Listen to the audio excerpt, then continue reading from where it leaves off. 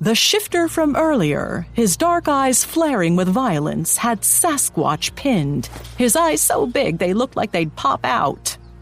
That kind of behavior no longer exists in this town. The shifter's voice was a low growl that fluttered my stomach, dangerous and dark, capable of incredible violence. Unlocking my limbs and forcing myself into action, I stepped closer and lightly put a hand on his arm. He didn't flinch, but the air of his static aggression changed, now encompassing me. He turned his head slowly, his warning very clear. He punctuated the message by dropping his gaze to my hand. I pulled my hand back. Whoops, not a touchy-feely kind of guy, huh? Still holding Sasquatch, who looked stiff as a board, the shifter beat that aggressive stare into me, silently commanding me to back down. Right, yeah, I read you loud and clear.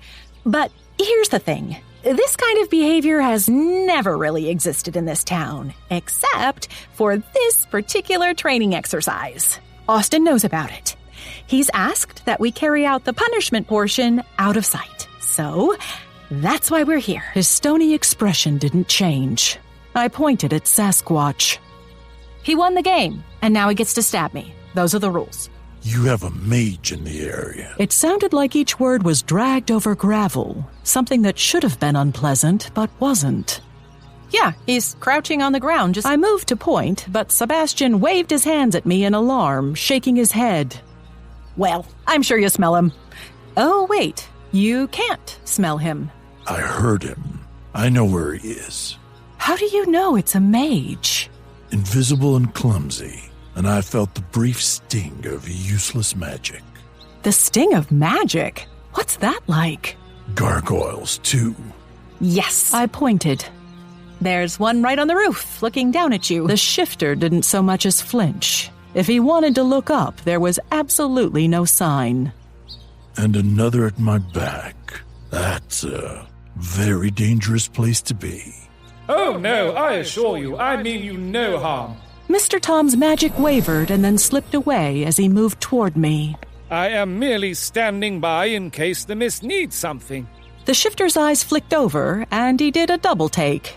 He'd only meant to sneak a glance, I knew, but Mr. Tom's getup created something of a disconnect between the brain and the eyes. That's Mr. Tom, my butler. What kind of dog and pony show is this? There really aren't words. Listen, thanks for trying to help, but I'm magical. I'll heal the stab wound right up, no biggie. The shifter leaned back, releasing Sasquatch, who still didn't move. The stranger's dark eyes held mine before roaming over my face. I felt Jasper move into the alleyway. The shifter made no sign that he knew, though I suspected he did.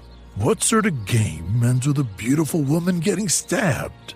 Heat bled into my face. I call it a game, but it's actually training. It's like hide and seek. If I can't properly hide, I get stabbed by the worst human being this town has to offer. If I do, I get to stab him, something I dream about.